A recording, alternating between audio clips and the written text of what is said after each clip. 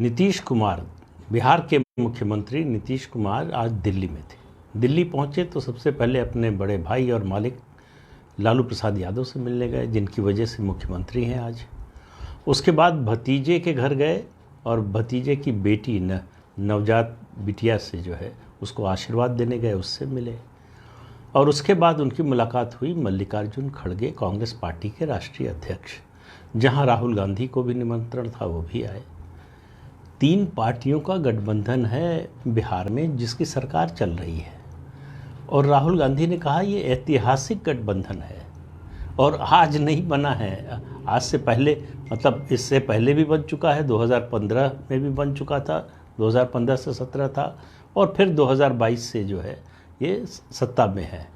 लेकिन मुझे राहुल गांधी ने क्या कहा, इससे आज ज़्यादा मतलब नहीं है। आज मेरा पूरा ध्यान नीतीश कुमार की ओर था।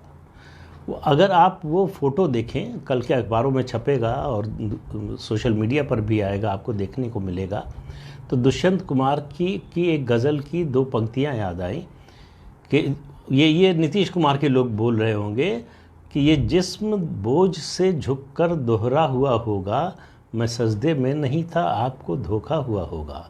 लेकिन तस्वीर धोखा नहीं देती है। नीतीश कुमार सजदे में पूरी तरह से झुके हुए थे। अब ये देखिए, ये माइंड सेट होता है, ये जो है मानसिकता होती है, जो आज भी गांधी परिवार को राज परिवार का हिस्सा मानता है, जो मानता है कि ये बहुत बड़े लोग हैं, जो मानता है कि ये रॉयल ब्लड है और हम हीन हैं, हम छोटे हैं। नीतीश कुमार मुख्यमंत्री हैं बिहार के, 17 साल से मुख्यमंत्री हैं, देश के बड़े पिछड़े नेताओं में गिने जाते हैं, पढ़े लिखे भी हैं।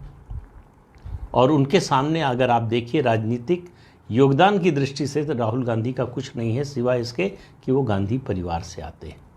लेकिन जिस तरह से राहुल गांधी खड़े थे और जिस तरह से नीतीश कुमार, ऐसा लग रहा था कि मालिक और नौकर के बीच का संवाद हो रहा है, मिलन हो रहा है। राहुल गांधी बिल्कुल सीधे खड़े हुए थे, आंख में आंख डालकर बात करना चाहते थे। नीतीश कुमार उनका हाथ पकड़े, हाथ मिलाया तो झुके हुए थे।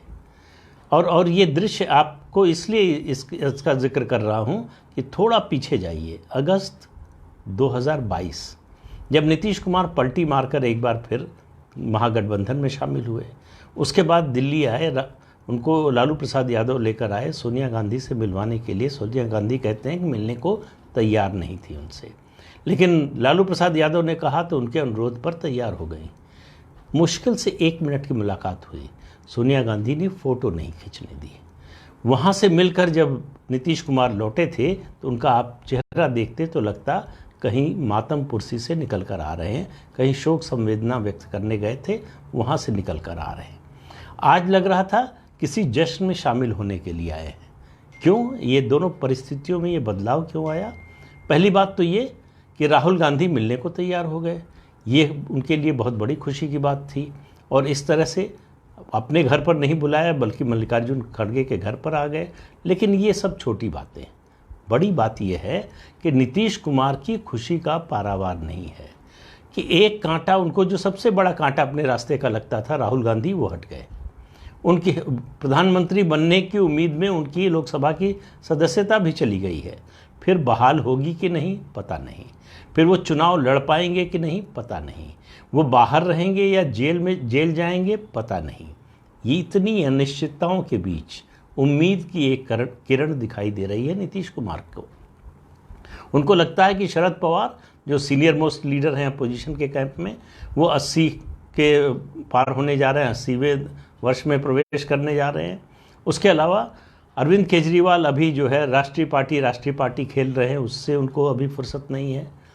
और ममता बनर्जी अपने घर में घिरी हुई हैं।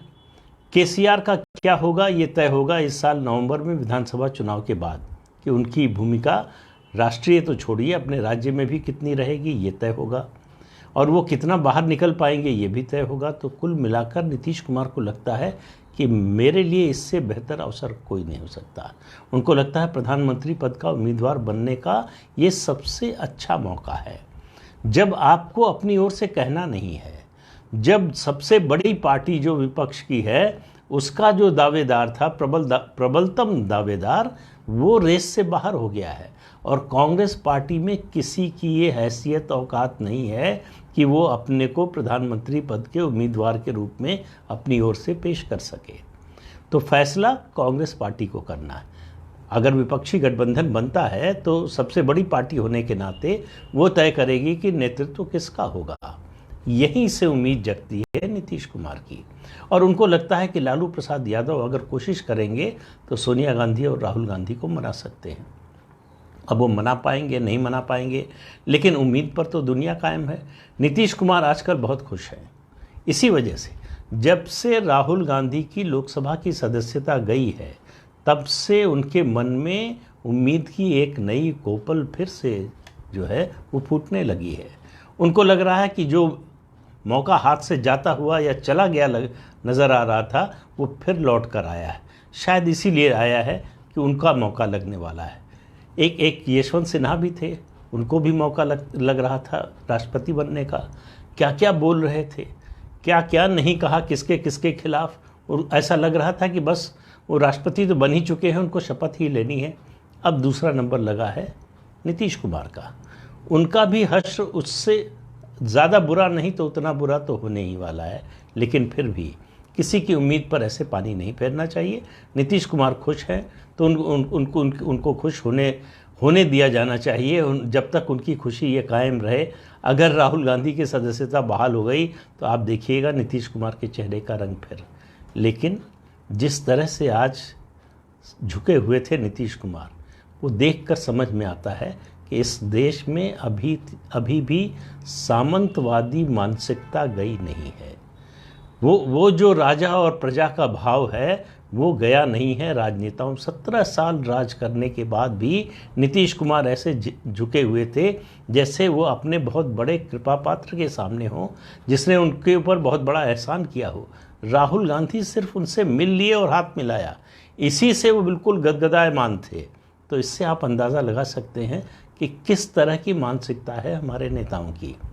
तो इस अंक में इतना ही। नमस्कार।